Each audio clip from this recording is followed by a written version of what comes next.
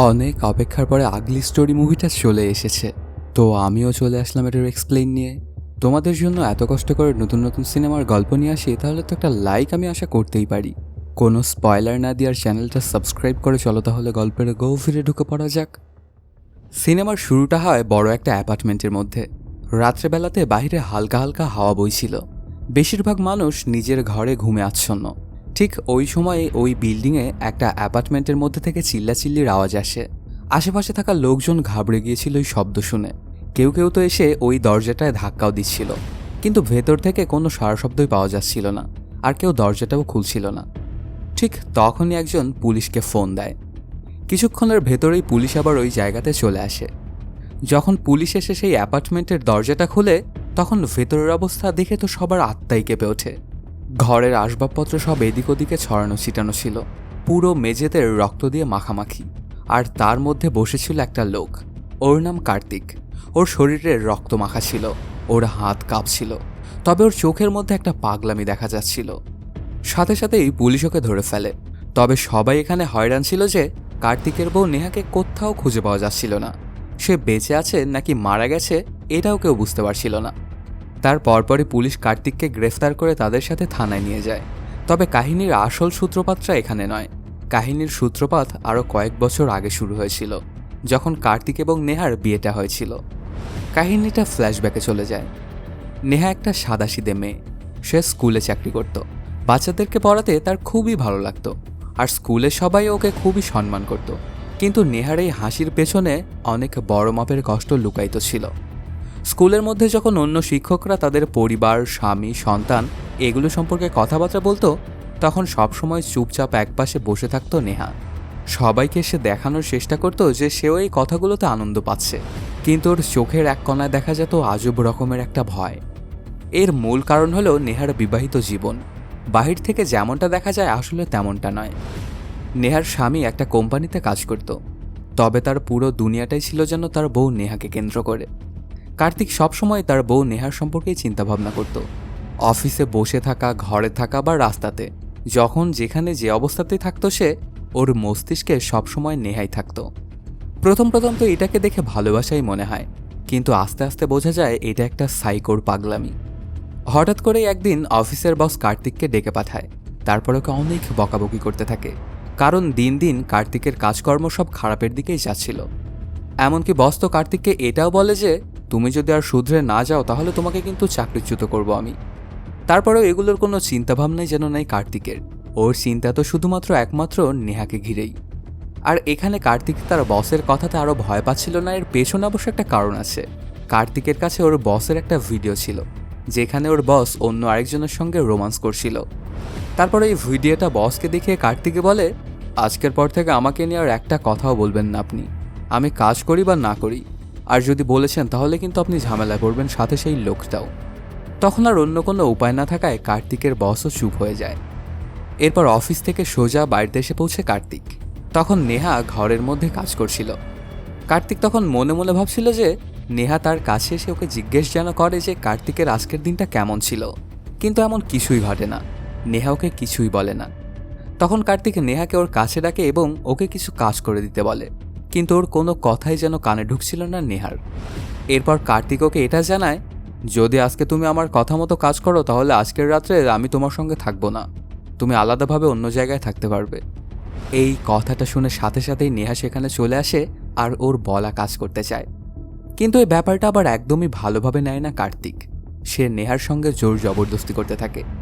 ঠিক তখনই কার্তিক নেহার হাতে একটা ট্যাটু দেখতে পায়, যেখানে নেহা এবং গৌতমের নাম লেখা ছিল। আসলে গৌতম হলো নেহার এক্স বয়ফ্রেন্ড। এখন নেহার বিয়ে হয়ে যাওয়ার কারণে ওদের দুজনের সম্পর্কটা নেই। এই ব্যাপারটাতে অনেক রাগান্বিত হয়ে গিয়েছিল কার্তিক। ওই সময়টাতে কার্তিক আবার যে সিগারেটটা খাচ্ছিল সেটা দিয়েই গৌতমের নামটা নেহার হাত থেকে জ্বালিয়ে দেয়। এটাতে ব্যথায় কুঁকড়ে ওঠে নেহা, আর তার পুরনো দিনের কথা মনে পড়ে যায়, যখন সে গৌতমের সঙ্গে ছিল। আসলে গৌতম এবং নেহা স্কুল ফ্রেন্ড। ওরা দুজনে সবসময় একসাথেই থাকতো। স্কুলে একসঙ্গে যেত, একসঙ্গে খেলাধুলা করতো, খাওয়া দাওয়া থাকা সবকিছু একসঙ্গেই হতো ওদের। আস্তে আস্তে ওদের এই সম্পর্কটা বন্ধুত্বের সীমানা পার হয়ে আরও সামনে এগিয়ে যায়। তখনই জানা যায় নেহার আসলে বাবা মা নেই। নেহা তার নানির কাছে থেকেই মানুষ। নেহা বেশিরভাগ সময়ই গৌতমদের বাড়িতেই থাকতো, আর গৌতমের পরিবারও নেহাকে তাদের নিজের মেয়েদের মতোই দেখত। এর জন্য নেহারও তার মা বাবার কথা একদমই মনে পড়তো না, আর গৌতমও নেহার অনেক খেয়াল রাখত। এরপর একদিন হঠাৎ করে নেহার নানির মৃত্যু হয়। কথাটা জানার সাথে সাথেই নেহা সেখানে দৌড়ে চলে আসে। এখন ওর জীবনে আপন বলে আর কেউ থাকলো না। কাহিনীটা প্রেজেন্ট টাইমে চলে আসে। দেখা যায় নেহা স্কুলে যাওয়ার জন্য রেডি হচ্ছে। পাশ থেকে কার্তিক ওকেই তাকিয়ে তাকিয়ে শুধু দেখছিল। আজকে কার্তিক চাইছিল যে নেহা যেন তার সঙ্গে নাস্তা করে, কিন্তু নেহাকে বললে সে জানায় আজকে তার একটু তাড়া আছে, এই জন্য সে ওর সঙ্গে নাস্তাটা করতে পারবে না। এই ব্যাপারটা কোনোভাবেই মেনে নিতে পারে না কার্তিক, আর ওদের মেয়েদের ওপরে হাত উঠায়, সাথে ওর সঙ্গে জোর জবরদস্তিও করতে থাকে। এই ব্যাপারটা দেখে নেহা ওর সঙ্গে নাস্তা করার জন্য প্রস্তুত হয়। যদিও নেহা চাইছিল না আজকে ওর সঙ্গে নাস্তা করার, তারপরে অন্য কোনো উপায় না থাকলে ওকে নাস্তা করতেই হয় কার্তিকের সঙ্গে।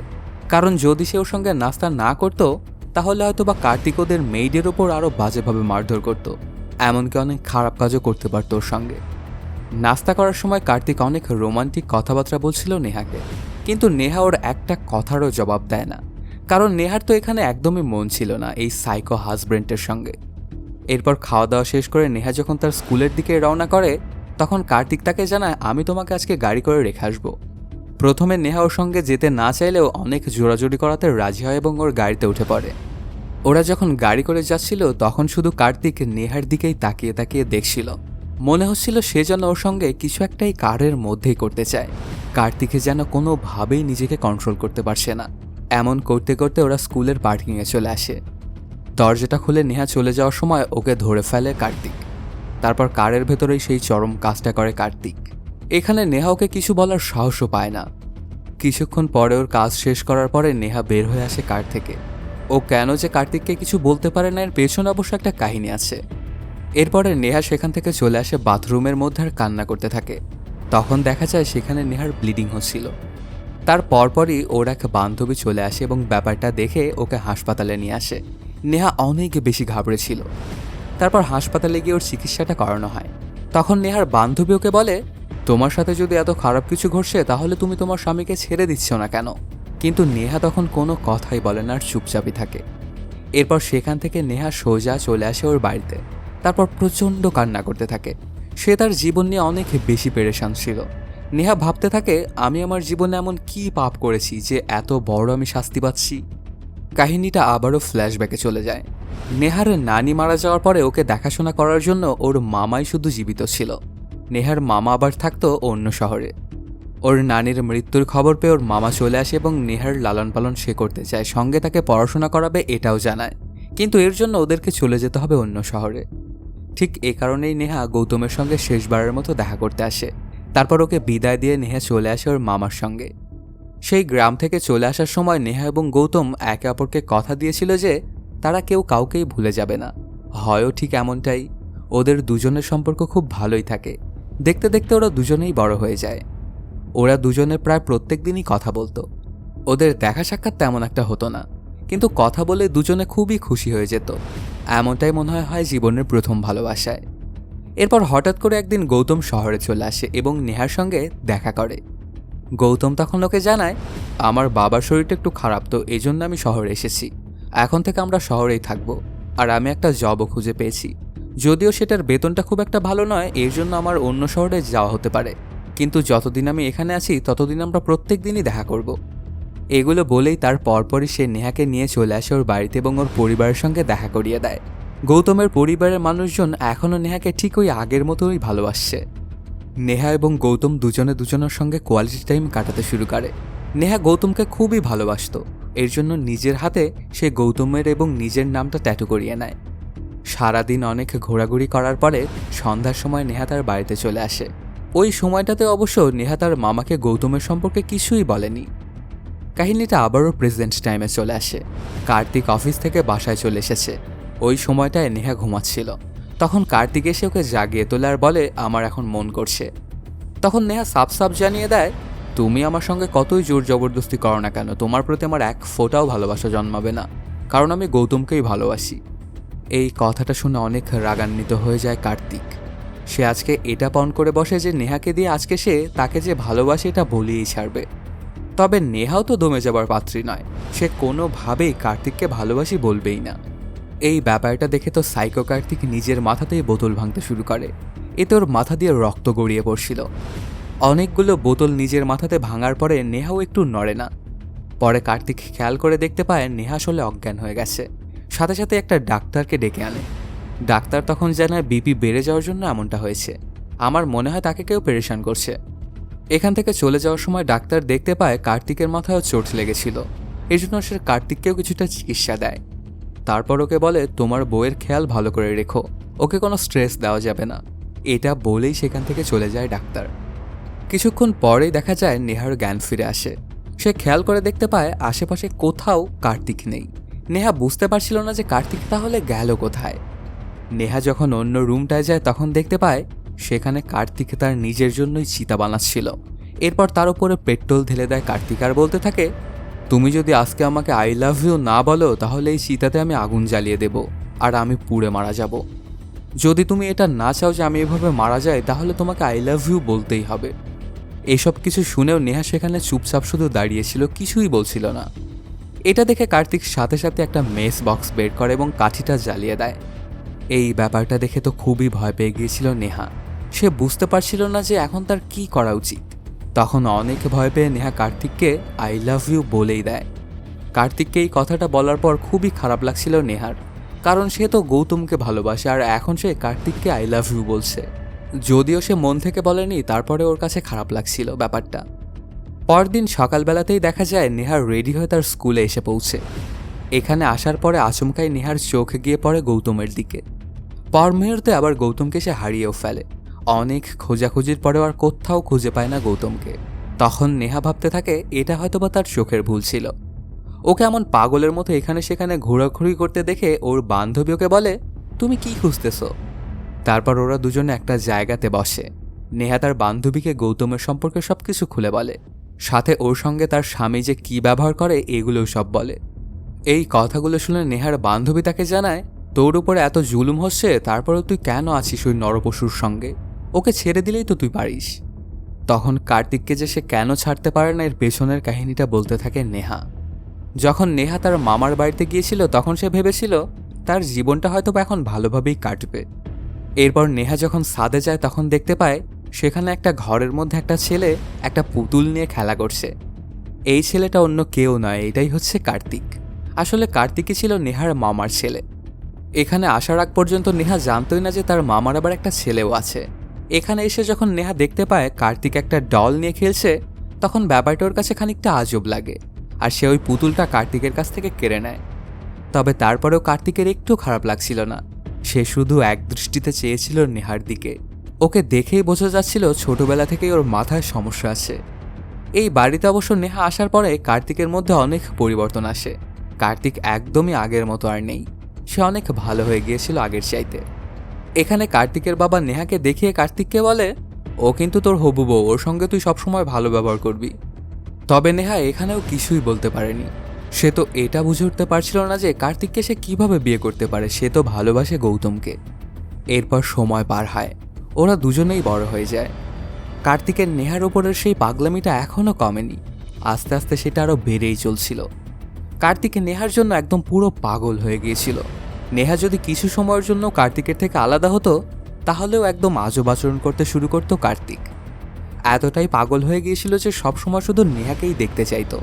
এমনকি যখন নেহা ঘুমিয়ে থাকতো তখনও ওকেই দেখতো কার্তিক। যেখানেই নেহা যেত সেখানেই ওর পিছন পিছন যেত কার্তিক। কিন্তু একদিন এমন একটা ঘটনা ঘটে যেটা কোনোভাবেই চিন্তা করতে পারেনি কার্তিক। যখন নেহা এবং গৌতম ঘোরাঘুরি করে বাড়িতে এসে পৌঁছেছিল তখন ওদের দুজনকে আবার দেখে ফেলেছিল কার্তিক। এখানে ওরা দুজনে একে অপরকে জড়িয়ে ধরেছিল। এই ব্যাপারগুলো দেখার পরে অনেক খারাপ লেগেছিল কার্তিকের। এরপর নেহা যখন ঘরের মধ্যে আসে তখন ওর মামা জানায়, আমি একটা কাজের জন্য শহরে যাব। এই কথাটা শোনার পরে অনেক ভয় পেয়ে গিয়েছিল নেহা, কারণ সে কার্তিকের সঙ্গে একা একা কোনোভাবেই থাকতে চায় না। ওই সময়টা আবার মামা এবং নেহা খাবার খাচ্ছিল। তখন মামা নেহাকে বলে, টেনশনের কিছুই নেই, আমি কালকে সকালের মধ্যেই চলে আসব। এই কথাটা শুনে আবার খানিকটা হাঁপ ছেড়ে বাঁচে নেহা। কিছুক্ষণের মধ্যেই সেখানে চলে আসে কার্তিক। সে তো অনেক রাগান্বিত ছিল নেহার উপরে, কারণ একটু আগেই সে নেহা এবং গৌতমকে একে অপরকে জড়িয়ে ধরতে দেখেছিল। রাগান্বিত অবস্থাতেই সে এসে খাবারটা খায়। কিছুক্ষণ পরে মামা চলে যায় সেখান থেকে, আর নেহাও চলে যায় তার রুমের মধ্যে আর দরজা আটকে দেয়। তার পরপরই নেহার ফোন একটা ভিডিও আসে। যখন গৌতম এবং নেহা জড়িয়ে ধরেছিল এটা সেই সময়কার ভিডিও। এই ভিডিওটার মধ্যে আবার কার্তিক এসে বলতে থাকে, তোমার আর আমার তো বিয়ে হতে চলেছে, তাহলে এই ছেলেটা তোমার সঙ্গে কি করছে? এই ছেলেকে কিন্তু আমি মারপিট করবো, এমনকি ওকে কিন্তু আমি জানেও মেরে ফেলবো। কথাটা শুনে অনেকটাই ঘাবড়ে গিয়েছিল নেহা। তারপর সে পানি খাওয়ার জন্য বাহিরে আসে। তখন আবার সেখানে চলে আসে কার্তিক আর রাগান্বিত কণ্ঠে নেহাকে বলতে থাকে, আজকের পর থেকে ওই ছেলেটার সঙ্গে তোমাকে যেন আর কোনো দিনও দেখা করতে না দেখি। আমি তোমার হবু বর, তো তুমি শুধু আমার সম্পর্কে চিন্তা করবে, আর আমাদের দুজনের মধ্যে যদি কেউ আসে তাকে কিন্তু আমি খতম করে দিব। তোমার এটা ধারণা নাই যে আমি তোমাকে কতটা ভালোবাসি। কোনো মানুষই আমার থেকে বেশি তোমাকে ভালোবাসতে পারবে না। আর তুমি যে ছেলেকে ভালোবাসো সে তো নিজের জীবনই বাঁচাতে পারে না, তাহলে তোমাকে সে কিভাবে বাঁচাবে? গৌতম যখন তার বাবার জন্য ওষুধের দোকান থেকে ওষুধ কিনে নিয়ে যাচ্ছিল তখন আমি ওর কাছে গিয়েছিলাম। আমি ওকে অনেক মারধর করেছিলাম, সাথে বলে এসেছি আজকের পর থেকে যেন তোকে নেহার আশেপাশে আমি না দেখি, আর যদি দেখতে পাই তাহলে কিন্তু তোকে আমি জানেই মেরে ফেলবো। তুমিও খুব ভালোভাবেই জানো যে আমি মিথ্যে কথা বলি না। তোমার ভালোবাসার জন্য আমি 1000টা খুন করতেও প্রস্তুত। এই কথাগুলো শোনার পরে নেহা তো খুবই ভয় পেয়ে গিয়েছিল। সে বুঝে গিয়েছিল যে কার্তিক কোনো সাধারণ ব্যক্তি নয়, সে কোনো নর্মাল মানুষও নয়, সে একজন পুরো সাইকো। এরপর কার্তিক ওকে বলে, আমার এমনটা মনে হচ্ছে আজকের রাতে তুমি এখান থেকে পালাতে পারো। এর জন্য তোমার দরজার বাহিরে আমি বসে পড়ছি। যদি কেউ তোমাকে নেওয়ার জন্য আসে তাহলে কিন্তু আমি তাকেই জানে মেরে ফেলবো। আর একটা কথা, যতবারই আমি তোমাকে নাম ধরে ডাকবো তোমাকে জবাব দিতে হবে, না হলে কিন্তু আমি দরজা ভেঙে তোমার রুমে প্রবেশ করব। এরপর সারা রাত ধরেই কার্তিক নেহাকে ডাকছিল, আর নেহাও প্রত্যেকবারই উত্তর দিচ্ছিল। এরকম করতে করতে সকাল হয়ে যায়। ওরা কেউ এক ফোঁটাও ঘুমায় না। কিছুক্ষণের মধ্যেই সেখানে মামা চলে আসে। ওনাকে দেখে তো নেহা খানিকটা ভরসা পায়, আর ভাবতে থাকে এবার হয়তো মামা সবকিছু হ্যান্ডেল করে ফেলবে। কিন্তু এখানে এমন কিছুই ঘটে না। কার্তিক উল্টো নিজের বাবাকেই চাকু দেখিয়ে বলে, আপনি তো ছোটবেলাতে আমাকে বলেছিলেন যে এই মেয়েটা নাকি আমাকে বিয়ে করবে, কিন্তু এখন এই মেয়েটা অন্য কারোর সাথে আছে। এমনটা যদি হয় তাহলে কিন্তু আপনাদের সবাইকে আমি মেরে ফেলবো। এইটুকু বলেই সেখান থেকে চলে যায় কার্তিক। তখন নেহা তার মামার কাছে খুলে বলতে থাকে তার কাহিনীটা, যে সে গৌতমকে ছোটবেলা থেকেই ভালোবাসত, আর কার্তিক যে লেভেলের সাইকো ওকে কিভাবে বিয়ে করা সম্ভব। তখন মামা নেহাকে বলে, তুমি কার্তিকের সম্পর্কে আসলে জানোই না। আমি ছোটবেলা থেকেও খুব ভালো করেই চিনি। ও যে কাজ একবার বলে যে করবে সেটা করেই ছাড়ে। যেহেতু বলেছে তোমাকে বিয়ে করবে তার মানে তোমাকে বিয়ে করেই ছাড়বে। কার্তিক ছোট থাকতে আমরা একবার শপিং মলে গিয়েছিলাম।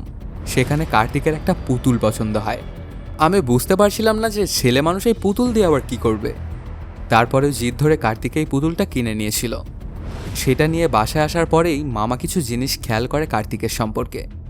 যখন কার্তিক একা একা বাসায় থাকতো তখন এই ডলটা নিয়ে সবসময় সে খেলতো এবং কথা বলতো। সেটাকে খাবার খাওয়ানোর চেষ্টা করত, কিন্তু পুতুল তো আর খাবার খেতে পারে না। যখন এই পুতুলটা খাবার খেতে পারতো না তখন কার্তিক এটাকে প্রচুর মারধর করত। এই ব্যাপারটা দেখে খুবই ভয় পেয়ে গিয়েছিল মামা, যে ওর ছেলে এটা কী করছে, তার মধ্যে কোনো না কোনো ঝামেলা তো আছেই। এর জন্য কার্তিককে ডাক্তারের কাছে নিয়ে আসে মামা। তখন ডাক্তার জানায় এটা কোনো সিরিয়াস প্রবলেম না, সবসময় কার্তিক একলা একলা থাকে তো এর জন্যই এমনটা হয়েছে। ছোট্ট একটা সাইকো টাইপের অসুস্থ কার্তিক, তবে এটা ধীরে ধীরে ঠিক হয়ে যাবে।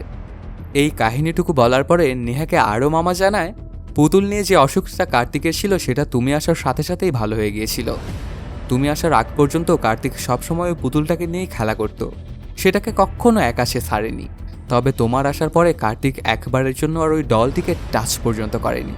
এমনকি সে তো এটাও এখন জানে না যে ওই ডলটাকে কোথায় রাখা হয়েছে। আমি মনে করেছিলাম তুমি আসার পরে সব কিছু হয়তো বা ঠিক হয়ে গেছে, কিন্তু এখন আমি বুঝতে পারছি মামলা তো আরও বেশি বিগড়ে গেছে। এখন আর কিছুই করার নেই, তোমার বিয়ে কার্তিকের সাথেই হবে, আর যদি না হয় তাহলে খারাপ কিছু করে ফেলতে পারে। মামার মুখে এমন কথাগুলো শুনে কোনোভাবেই মেনে নিতে পারছিল না নেহা। গৌতমকে ছাড়া অন্য কাউকে তার স্বামী হিসেবে সে কল্পনাও করতে পারে না। এর জন্য সে তার নিজের হাতের রগই কেটে ফেলে এবং নিজেই মারা যেতে চায়। অনেক বেশি রক্তপাত হয়ে গিয়েছিল, সে কারণে ওকে তাড়াহুড়ো করে নিয়ে আসা হয় হাসপাতালে। এই ব্যাপারটা জানা মাত্রই খুবই ঘাবড়ে গিয়েছিল কার্তিক। নেহা যতক্ষণ অজ্ঞান ছিল কার্তিক শুধু তাকিয়ে তাকিয়ে ওকেই দেখছিল। তারপর জ্ঞানটা ফিরে পায় নেহা। তখন কার্তিক ওর কাছে গিয়ে ওকে বিভিন্ন প্রশ্ন জিজ্ঞেস করছিল, তবে নেহা এগুলোর কিছুই কেয়ার করতো না। সে খুব ভালো করেই জানতো যে কার্তিক একজন সাইকো টাইপের মানুষ। এর জন্য সে কি করলো না করলো এটা নিয়ে যায় আসে না নেহার। নেহা একদমই চাইতো না যে কার্তিক ওর পরোয়া করুক, কিন্তু তারপরে এখানে নেহার কেয়ার করছিল কার্তিক। এটা দেখে নেহা আবার খুবই ভয় পেয়ে গিয়েছিল। ঠিক তখন ওই রুমের মধ্যে ঢুকে পড়ে ডাক্তার আর কার্তিককে বলে ওকে পেরেশান করবেন না। কিন্তু কার্তিক তো ডাক্তারদেরকেই ভয় পাইয়ে দেয়। এরপর কার্তিক সেই ডাক্তারদেরকে যা যা বলছিল তাই করছিল ওরা। এখান থেকে সুস্থ হয়ে নেহা আর কার্তিকের বাড়িতে ফিরে যাবে না বলে ডিসাইড করে।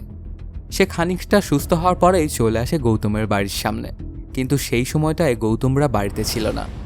তারপর নেহা যখন গৌতমকে কল দেয় তখন গৌতম তার ফোনটা উঠায় না। এই ব্যাপারটা দেখে অনেক খারাপ লাগছিল নেহার। তারপর সে গিয়ে চুপচাপ একটা জায়গাতে বসেছিল। ঠিক তখনই সেখানে আবার চলে আসে কার্তিক। তারপর সেখান থেকে নেহাকে নিয়ে চলে আসে বাড়িতে। এখানে এসেই তো মামাকে মারতে শুরু করে দেয় কার্তিক, আর বলতে থাকে নেহার সাথে যদি আমার বিয়ে না হয় তাহলে কিন্তু আমি গৌতমকেও মেরে ফেলবো আর তোমাকেও মেরে ফেলবো। এই জন্য আমার বিয়েটা নেহার সাথেই দিতে হবে, এতে তোমাদেরই ভালো হবে। কারণ আমি যে জিনিসটা একবার করতে চাই সেটা আমি না করা পর্যন্ত দম নেই না। কাহিনীটা প্রেজেন্ট টাইমে চলে আসে। নেহা ওর বান্ধবীকে এইসব কাহিনীগুলো বলছিল। বান্ধবী তখন জানায় তুই তো অনেক মুসিবতে আসিস দেখছি, তোর খুব তাড়াতাড়ি কোনো একটা অ্যাকশন নেওয়া উচিত। এরপর নেহা সেখান থেকে বান্ধবীর সঙ্গে কথাবার্তা বলে যখন বাড়িতে এসে পৌঁছে তখন দেখতে পায় তার সঙ্গে রোমান্স করার জন্য রেডি হয়ে আসে কার্তিক। তখন নেহা কার্তিককে হুমকি দেয় যে সে যদি নেহার কাছেও আসে তাহলে নেহা নিজেকেই মেরে ফেলবে। এটা দেখে কার্তিক আর কিছুই করে না। তার অবশ্য খুবই খারাপ লাগছিল, কারণ নেহা তাকে তার কাছেই আসতে দিচ্ছে না। সারা রাত ধরে নেশাপানি করে কার্তিক, এ কারণে সে গভীর ঘুমের মধ্যে ঢুকে যায়। পরদিন সকালবেলাতে যখন কার্তিকের ঘুমটা ভাঙে তখন নেহাকে আর কোথাও সে খুঁজে পায় না। নেহাকে কল করে কিন্তু নেহা ফোনটা উঠায় না। কিছুক্ষণের মধ্যেই নেহার ফোনটা আবার বন্ধ হয়ে যায়। সাথে সাথেই কার্তিক চলে আসে স্কুলে। শিক্ষকদেরকেও নেহার সম্পর্কে জিজ্ঞাসাবাদ করে, কিন্তু নেহার সম্পর্কে কোনো খোঁজখবরই সে পায় না। 2 দিন পার হয়ে গেল, নেহার কোনো খোঁজখবরই পায় না কার্তিক। এর জন্য কার্তিকের অবস্থা তো আস্তে আস্তে খুবই বাজে হয়ে গিয়েছিল। সে বুঝতে পারছিল না যে নেহা আসলে গেছেটা কোথায়। এভাবে পার হয়ে যায় আরও 3 দিন, মানে টোটাল কেটে গেছে 5 দিন নেহা হারিয়ে যাওয়ার। কার্তিকের অবস্থা খুব বেশি খারাপ হয়ে গিয়েছিল। এরপর হঠাৎ করে একদিন কার্তিক তার মেয়েদের উপরে খারাপ নজরে তাকাচ্ছিল। মেয়েটা ওর তাকানো দেখেই বুঝে গিয়েছিল তার উপরে বিপদ আসতে চলেছে। এটা বুঝেই মেয়েটা সেখান থেকে চলে যাওয়ার সময় কার্তিক ওকে ধরে ফেলে আর জোর জবরদস্তি করে সেই জঘন্য কাজটা করে ওর সঙ্গে। এই ব্যাপারটা এর আগে কখনো সে ভাবেনি। নেহা চলে যাওয়ার পর থেকে আস্তে আস্তে কার্তিক পাগল হয়ে যাচ্ছিল। এরপর সে ওই পুতুলটাকে আবারও বের করে আনে, দড়ি দিয়ে পুতুলটাকে টানিয়ে দেয় এবং তার পিঠের মধ্যে একটা চাকুও ঢুকিয়ে দেয়। যখন কার্তিক সেই পুতুলটার সঙ্গে কথা বলছিল ঠিক তখনই আবার সেখানে এসে পৌঁছে নেহা। ওকে দেখে তো খুবই খুশি হয়ে গিয়েছিল কার্তিক। এখানেও নেহা বলে যদি আমার কাছে আসার চেষ্টা করো তাহলে কিন্তু আমি নিজেকেই মেরে ফেলবো, অথবা আবারও কিন্তু এখান থেকে আমি পালিয়ে যাব। এই কথাগুলো শুনে আবার একদমই ভালো লাগে না কার্তিকের, কারণ সে তো নেহাকে ভালোবাসে, তবে নেহা ওর ভালোবাসাটা একদমই বোঝে না। এজন্য অনেক রাগান্বিত হয়ে যায় কার্তিক, আর রাগের চোটে সে এমন একটা কাজ করে বসে যেটা তার কোনোভাবেই করা উচিত হয়নি। নেহার ওপরে আক্রমণ করে কার্তিক। একটা বোতল নেহার মাথার ওপরে ভেঙে ফেলে। অনেক বাজেভাবে জখম হয়ে যায় নেহা। এতে সে অনেক চিল্লাচিল্লি করছিল, তবে কিছুক্ষণের মধ্যেই সে অজ্ঞান হয়ে যায়। ওর এই চিল্লাচিল্লি শুনেই ওদের প্রতিবেশীরা পুলিশকে কল করেছিল। তারপর পুলিশ এসে দেখতে পায় ঘরের অবস্থা খুবই বাজে, সব জায়গাতে শুধু রক্ত দিয়ে মাখামাখি। তখন পুলিশ কার্তিককে অ্যারেস্ট করে নেয়। এখানে অবাক করার মতো ব্যাপার এটাই যে সব জায়গাতে রক্ত তো মাখামাখি হয়েছিল, তাহলে কার্তিক কার সঙ্গে ফাইট করেছে? কারণ নেহাকে তো এখানে কোথাও খুঁজে পাওয়া গেল না। এরপর কার্তিককে অ্যারেস্ট করে থানায় নিয়ে আনা হয়। তারপর যখন ওর সামনে নেহার একটা ছবি দেওয়া হয় তখন সেটাতেই চুমু খেতে শুরু করে কার্তিক। এই আচরণগুলো আবার কার্তিক পুলিশের সামনেই করছিল। তখন পুলিশরা কার্তিকের থেকে সেই ছবিটা ছিঁড়ে নিতে যায়, আর তখনই নেহার ছবিটা খানিকটা ছিঁড়ে যায়। এতে ওদের ওপরে প্রচণ্ড রাগান্বিত হয়ে যায় কার্তিক, আর অনেক মারধর করতে শুরু করে সেই থানায় থাকা পুলিশদের। কিছুক্ষণের মধ্যেই সেখানে এক মহিলা পুলিশ অফিসার চলে আসে আর কার্তিকের সঙ্গে ফাইট করতে শুরু করে। তবে কার্তিকে তো ওরও খুব বাজে অবস্থা করে ফেলে। এবার অবশ্য অনেক কয়জন মিলে ধরে ফেলে কার্তিককে। পুলিশ অফিসার এতক্ষণে বুঝে গিয়েছিল কার্তিক কোনো সাধারণ মানুষ নয়, তাকে দেখেই মনে হচ্ছে সে একজন সাইকো, আর ওর অবশ্য সাজা হওয়াটা উচিত। তবে এর আগে কার্তিকের সম্পর্কে আরও কিছু জানতে চাইছিল সেই পুলিশ অফিসার, এই জন্য চলে আসে কার্তিকের বাড়িতে। কার্তিকের বাবার সঙ্গে দেখা করে, কার্তিকের অফিসে যায়, তার কলিগদের সঙ্গে কথা বলে এবং কার্তিক যে অ্যাপার্টমেন্টটাতে থাকতো তার আশেপাশের প্রতিবেশীদের সঙ্গেও কথা বলে। পুলিশ অফিসারটা এতক্ষণ পর্যন্ত যার যার সঙ্গে কথা বলেছে সব জায়গা থেকে কার্তিকের সম্পর্কে বাজে মন্তব্য এসেছে। সবাই ওকে সাইকো বলেই ডাকতো। এগুলো তো পুলিশ অফিসারের আর বুঝতে বাকি থাকে না যে কার্তিক আসলেই সাইকো। এই জন্য পরদিনই কার্তিককে কোর্টে তোলা হয়। কার্তিক এখানে যেসব কর্মকাণ্ড করছিল আর ওর বিরুদ্ধে যে মানুষগুলো বক্তব্য দিয়েছিল এর উপরে জাজ সাহেব একটা ফয়সালা দেয়। এই জন্য কার্তিককে 3 বছরের জন্য সাজা দেওয়া হয়। আর কার্তিকের মাথার সমস্যা আছে এটাও বলে জাজ। এর জন্য তাকে পাগলাগারোতে পাঠানোর সিদ্ধান্ত দেওয়া হয়। কার্তিক যখন সেই পাগলাগারোতে এসে পৌঁছে ততদিন ওর অবস্থা আরও বেশি খারাপ হয়ে গিয়েছিল। কার্তিক হুইল চেয়ারে বসেছিল, এখন সে নিজের পায়ে পর্যন্ত দাঁড়াতে পারছিল না। ওর হালাত এতটাই খারাপ হয়েছিল তারপরও সে নেহাকে এখন পর্যন্ত ভুলতে পারেনি। কিছুক্ষণ পরেই সেখানে এসে পৌঁছে সেই লেডি ইন্সপেক্টর। তিনি কার্তিকের সঙ্গে কিছু কথা বলতে চান।